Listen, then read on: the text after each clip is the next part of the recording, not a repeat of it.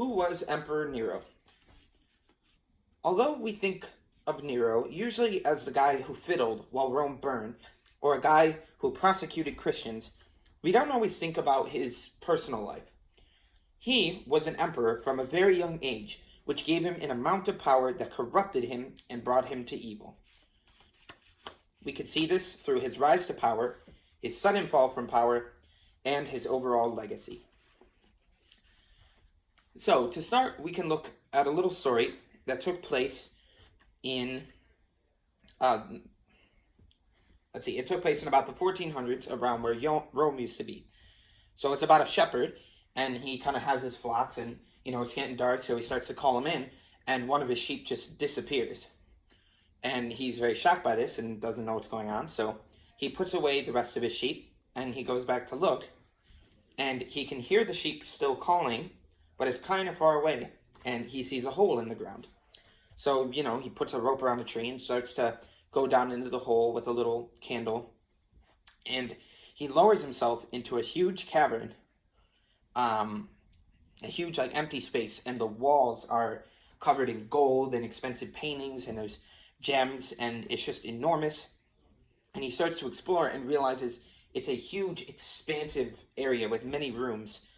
And so after this, he starts to, have people over to look at it, and he has little tours and things of this place.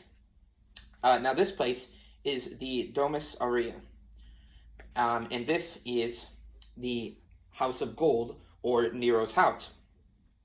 Now the reason it was buried, because he was subject to the banishment of memory, which means they kind of destroyed everything that was his. So they scrubbed his face off statues, they took his name off of records, and they destroyed his house. Buried it, that is. So where did where did Nero come from? So Nero was in kind of the family of emperors. So he was related to Augustus and Julius Caesar. He was related to Tiberius and the like. And he was born into this family around the time of Jesus' death.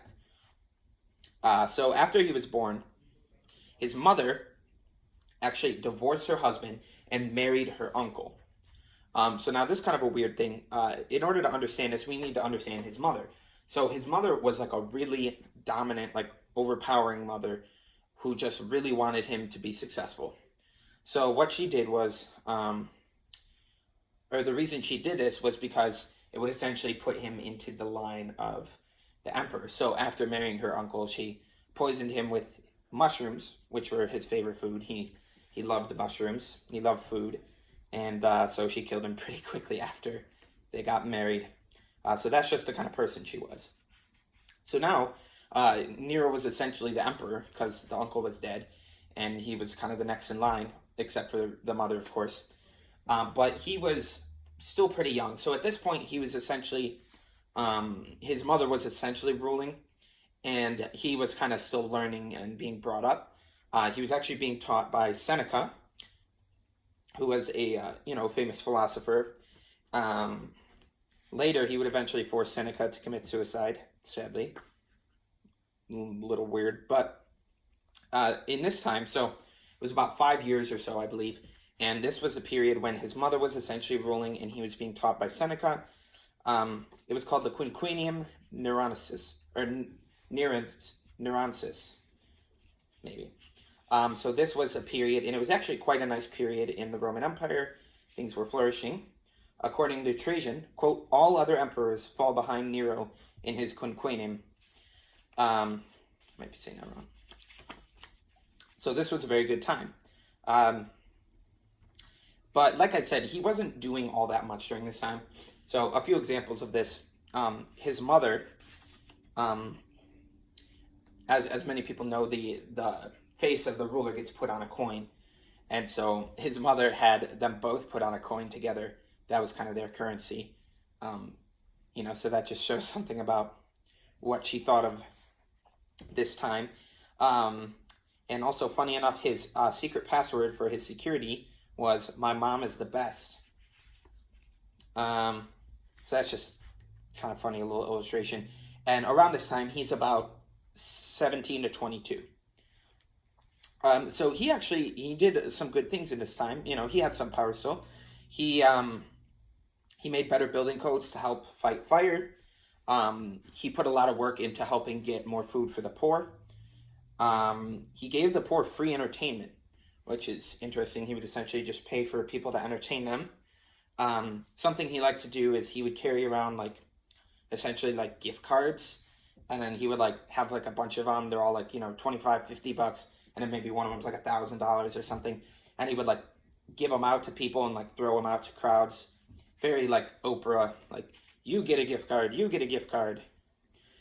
Um, so that type of thing. He was into all that. He seemed to really be loving, you know, kind of his power a little bit. And he also, this is the time when he got very into theater. Everything is like very performative in his life. He started by, you know, like speaking in public, reading, you know, pieces of poetry, doing little plays. And people kind of liked this because it seemed, you know, it seemed kind of normal, and it allowed them to kind of connect with their emperor. But it actually was a little different, because it was actually, in this time, theater was kind of thought to be like a really lower class type thing. It was like a thing like on par with just like homeless people, criminals, and things like this. But people liked it because it was, you know, relatable and stuff like this. So he really liked performing, and he liked all, you know, the attention and how people liked him. So he kept doing it more and more. And eventually people kind of just stopped coming because he'd be doing it like every day. And so they're like, okay, yeah, it was fun, but this is a little much. So what he had to start doing was sending out invitations. And he actually made it a law that if you got an invitation, you'd have to come. And these would last like a long time. And you were not allowed to leave his performances. It is said that some women would actually have to give birth in the theaters because they were forced to come and they couldn't leave. Some people even jumped out of the amphitheaters, so it would be like a long drop and they might like break their legs or something, but they'd be able to escape his long performances. So he kept pushing it further and further to see how much he could do these kind of theatrical things. One example is he had a party and he put himself in a cage and dressed like a dog. And so he was kind of trying to like act, you know, he was really getting into the role. But since he's the emperor, everyone had to pretend that, you know, he was like doing a good job, or that he was like actually a dog. And he even got out of the cage at one point and started biting people, which is a little strange. His first wife was named Octavia, and she was kind of upper class. He kind of lost interest in her, and so he tried to have her assassinated, but he couldn't, so he just divorced her, then executed her. Then he married Pompeia, and so Pompeia was his wife, and he seemed to like her a lot. One day, he kind of stayed out all day. Maybe he was at the chariot races or something, and he came home really late, and she kind of like yelled at her. She's like, hey, where have you been, or whatever. And then he kicked her to death. So he seemed to be very stirred by this immediately after it happened, and he wandered through his house for a long time. And then at one point he went into like a big room, and he saw like a slave cleaning the floor. And he's like, hey, are you my wife? Are you Pompeia? And he like totally was convinced that this slave was his wife. This slave was named Sporus, and he essentially had to, you know, like go along with it because this is the emperor. And this basically lasted the rest of his life. This man had to pretend to be his wife. So that was a little weird. It seems like his power is starting to get to him at this point. Something else he would do is he would dress up as a robber and see if he could like rob people. But the cops and like the people being robbed had to just like play along with it because it's the emperor. And then he started like a big flea market outside his palace with all the stuff that he got from robbing. And he took it further, and he even started murdering people and stuff like this. And so eventually he gets fed up with his mother because she's becoming increasingly concerned with his power and how it's getting to him. So he decides to kill her. One of the ways he does it is he puts like this big machine over her bed that will drop the ceiling on her while she sleeps. So like he has her like sleep in this room, but it doesn't work. And so another thing he does to kill her, is he puts her in a boat, and the boat is built like a weird like puzzle. It's all like interconnected, and there's like this one pin that if you pull out, it'll collapse the whole boat. So he had like some servants on the boat who like pulled it, and then the boat collapsed. But she was kind of a good swimmer, so she swam to shore. And then, but when she got to shore, there were assassins standing there. And the story goes that when she got there and the people were going to kill her, she lifted her shirt and she said, "Stab my belly, because that's where the monster comes from." Yeah, so he killed her, and his men did, and he was kind of haunted by that. And he even later got some magi who were essentially like sorcerers to help him talk to his dead mother and kind of apologize. So, part 2, his collapse. So, killing his mother had been a very bad move for his career. Some things were kind of going a little rough. For example, in England, Boudica is a Celtic leader, and her father was a leader, and he was a client in Rome. But the relationship kind of went awry, and things fell apart, and she ended up taking control of this area for her husband, and there were like revolts and things. And this was just like a kind of a weird, scary time for Rome. There was a fire at the Circus Maximus that destroyed like 10/14 of Rome.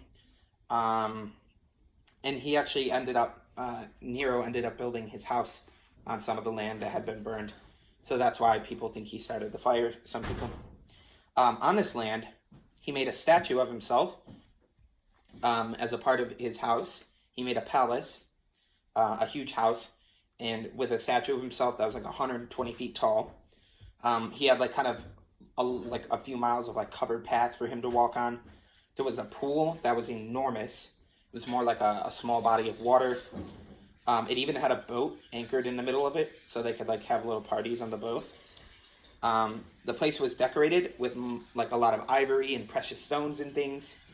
He even had trap doors to drop flowers from the ceiling, sprinklers that would spray perfume, taps with hot, cold water, salt water, sulfur water, and this was Domus Aurea, and this was the House of Gold.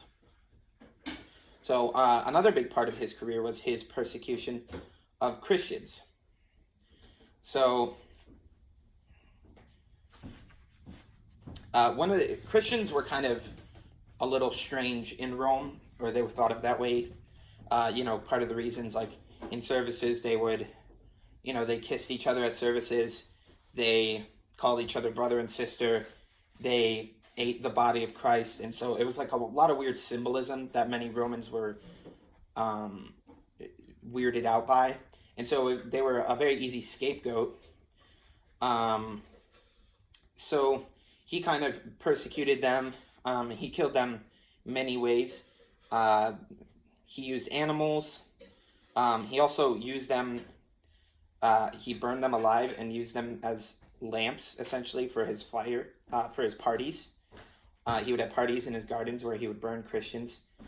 And this actually started to make a lot of people have more compassion for Christians, just because he was such a kind of a nut job, and he was going after them pretty crazy. So there was actually a conspiracy theory after this, because many people were getting a little weirded out by what was going on. And they were going to kill him. So it was called the Windex Revolt. And Galba, this general, was supposed to take power. And it was... all this was kind of going on, and Nero was wondering at this point what he should do, if he should run away and try to escape or try to apologize. What he decides to do is kind of go to sleep and think about it, but he wakes up in the middle of the night and he feels kind of weird, and he realizes that literally his whole mansion is empty and everyone is gone. So he goes to the river and he's going to kill himself, but he doesn't. He decides not to. He kind of weeks out, and he goes back to his house to try and find a plan of escape. So this point shows like kind of the collapse of his reign due to the loss of his mother, who he relied on so heavily, and really how his pride and vanity just kind of drove people to hate him. I mean, he was very proud. He actually, like I said, he had a statue. It was, quote, a huge statue of Nero, 120 feet high, stood in the entrance hall, unquote, and that's according to Suetonius. So that shows part of kind of what type of person he was, to put up a statue like that in his own house. So, point 3, his legacy. So what was his legacy? So, to continue with the story, he was kind of trying to escape during this revolution. Caligula was kind of going to be put in power instead of him, but people were out to kill him, or get him at least. And so in the dark, with kind of his few remaining followers, they got on horses and tried to kind of escape, which was difficult because there were like people patrolling and looking for him. One of the horses got kind of like scared by a corpse, and their disguises fell off, and one of them recognized him. So they started running. So he was trying to get to actually a house of a friend of his that was somewhat nearby. And when they got there, they found guards surrounding it, so they had to actually tunnel into the basement. So now they're sitting here, and they're like, well, what can we do?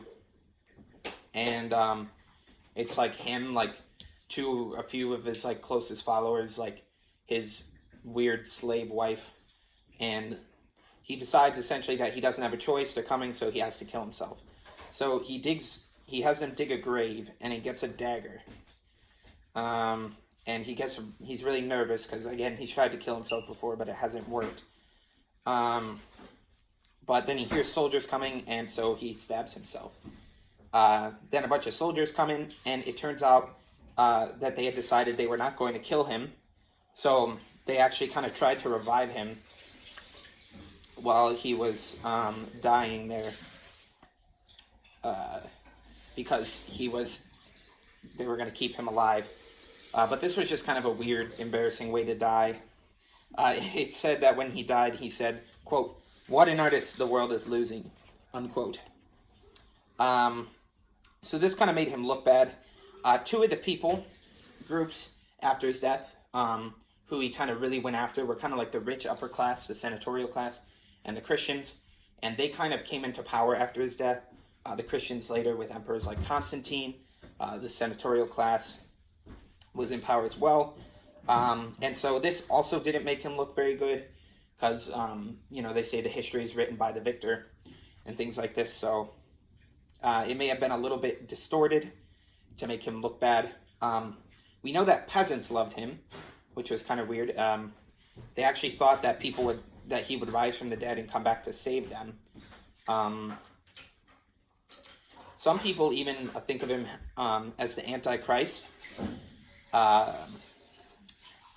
People would jokingly refer to him as 1005, which is a number that when added up meant kill your mother and Nero, both. So that was kind of a joke name that many people had for him when he was alive. So there are kind of some conflicting ideas on him. So, although we tend to think of Nero as a guy who fiddled while Rome burned, or a guy who persecuted Christians during his career, we don't really think about him as a person. In reality, he was an emperor from a very young age and gained an enormous amount of power, which corrupted him and eventually brought him to pure evil. We saw this in his rise to power, his sudden fall from power, and his legacy. Thank you.